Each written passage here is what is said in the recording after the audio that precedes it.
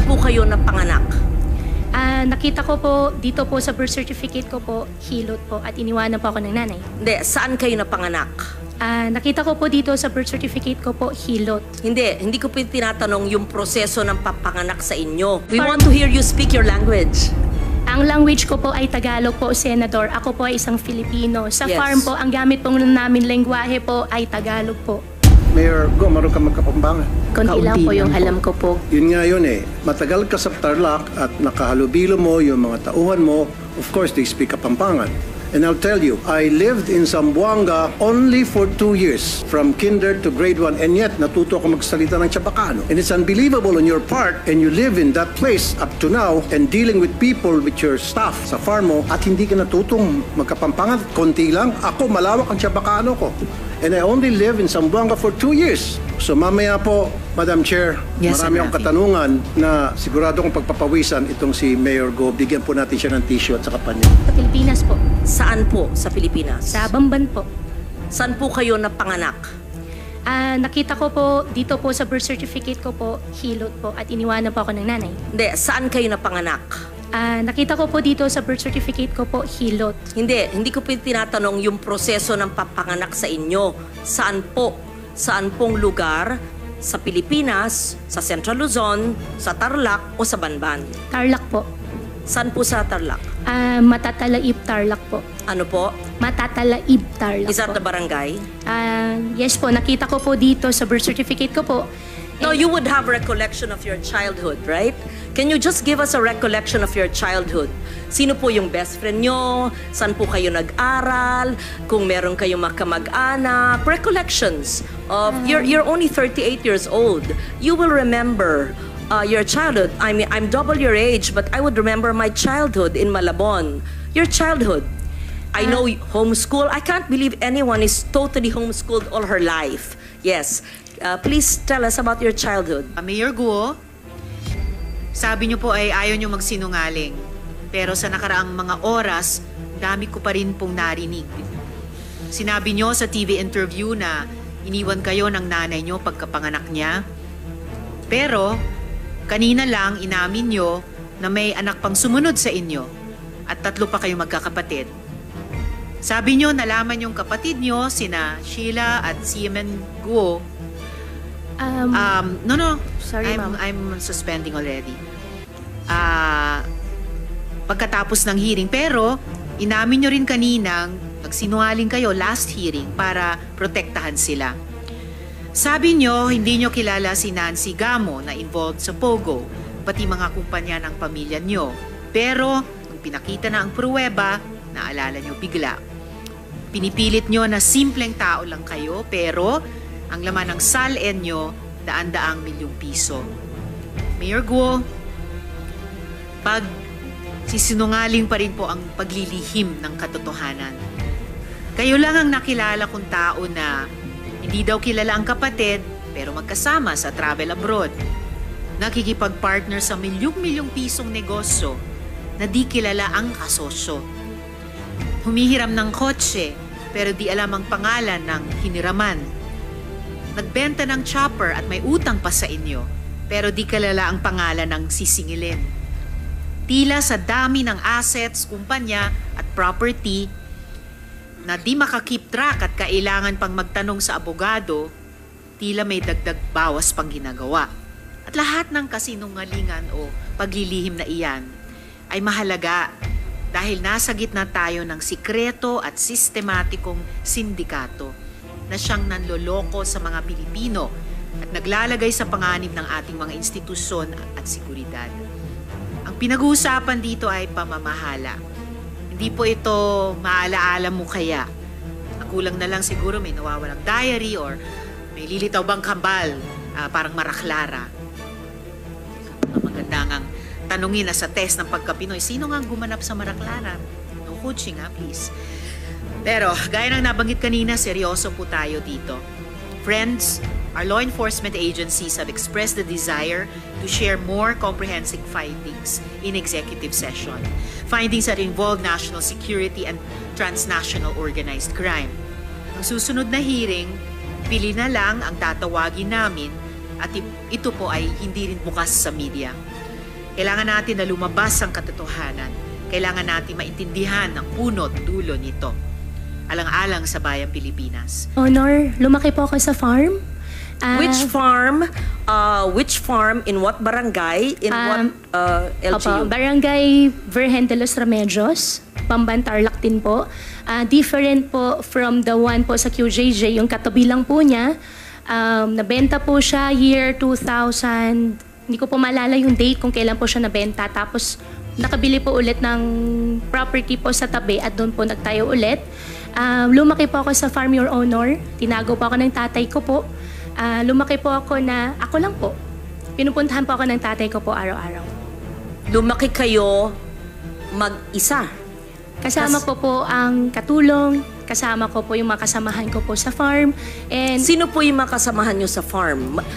Sino yung katulong na naaalala nyo? Pangalan, nationality, at sino yung nag-alaga mula kayong napanganak 38 years ago?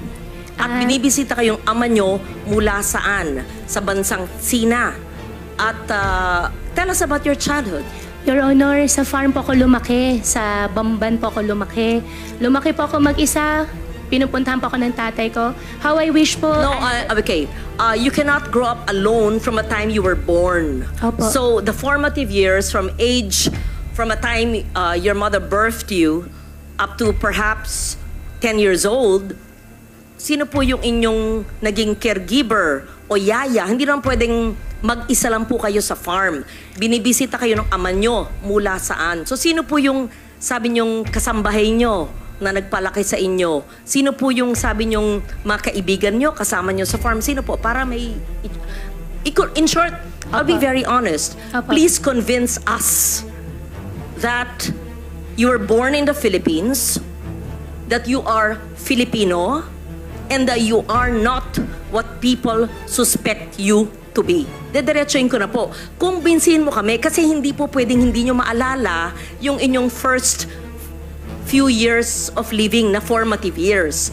Para makumbinsi kami because we want to be convinced that all elected officials are Filipinos and not spies of other countries. So, as a nationally elected official, and I won in Tarlac, number 1, I think, or 2, and I won in Banban. Perhaps you even carried me your sample ballot. We have to know, di ba ho? So if you're really Chinese and fronting for other people, go back to your country. But if you are Filipino and you were born here, convince us because we want to be convinced. So I'm trying to help you by trying to make you recall about your childhood. Hindi pwedeng, kasi parang scripted. Kasi I was born on this is what I can remember. And then when I ask you the same question, it's the same rote. R-O-T-E. So convince us. Your Honor, lumaki po ako sa Bamban, Tarlac. Lumaki po ako sa farm. Paulit-ulit. Opo. Anong barangay, anong farm, sino po yung nag-alaga sa inyong sabi nyo na binibisita kayo ng ama nyo, ano yung family situation, sino pong makalaro nyo, kaklase nyo, kung homeschooled kayo, sino po nag-homeschool sa inyo, ganun po. Madam Senador, ako po ay lumaki po sa Barangay Virgen de los Remedios, Bamban, Tarlac po. Ako po ay isang Filipino. Lumaki po ako kasama po yung mga empleyado po namin sa farm. Ipaprovide ko rin po yung mga pangalan. Come and go din po naman kasi yung mga naging empleyado po. 38 years ago po, Madam Senador, wala po ako talagang maalala ng sobra. Pero meron pa po ako isang kasama ngayon po na matagal na po sa amin, si Mang Boy po, na hanggang ngayon, kasama ko pa rin po siya. Sa susunod po, baka pwede ko po siya i-present din po dito para makilala nyo po. And in fact, 14 years old pa lang po ako, nagtatrabaho na po ako. Kilala po ako ng barangay chairman na mention po kanina na ipapaimbita. At bumibili na po ako ng mais. Pwede po ako mag-present po ng mga pangalan po nila na magpapaalam lang po ako sa kanila kung pwede ko po sila i-disclose po yung names po nila. At, Excuse me, San Loren, kung pwedeng idagdag, kung kaugnay nyo lahat ng mga taong ito mula nung pagkabata nyo, pwede nyo bang ikwento ng mahaba-haba ng konti in Kapampangan? Kasi syempre, kausap nyo sila sa sarili nilang lengguwahe. Magsalita po kayo sa Kapampangan kung kayo lumaki sa... Madam Senador, konti lang po yung alam ko po sa Kapampangan. Ang alam ko po, sobrang konti lang po. Di Okay. takda mo po. What Chinese language do you speak? Hokkien or Mandarin? I can speak Hokkien po. Okay, speak in Hokkien now. Bo? More. Tell us more about your life in China. Wala po akong life po sa China. Dito po ako lumaki sa Pilipinas po. Tell us about your life in the Philippines and tell us about your family in China in Hokkien. Family ko po in No, China. in Hokkien. Please tell us about your father who's from China and he used to visit you when you were a child, and the family of your father in China, and where are you from China in Hokkien. We have interpreters and perhaps I can understand a little. Yes po.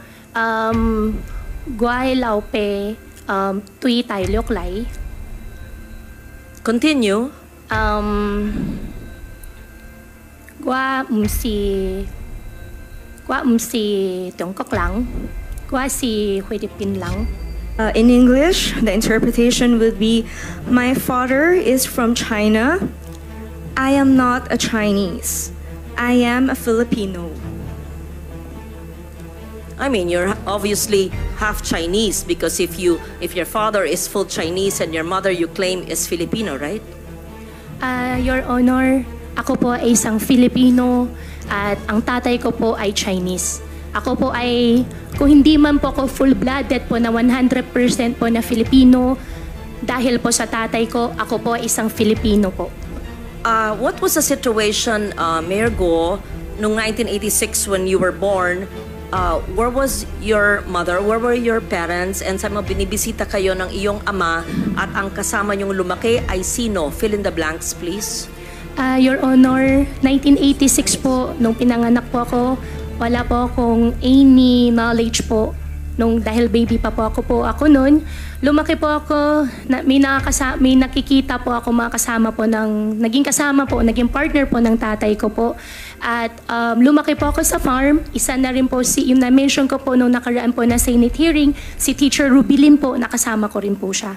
So tell us more. I know that time is up now. Tell us more in Hokkien, your childhood situation.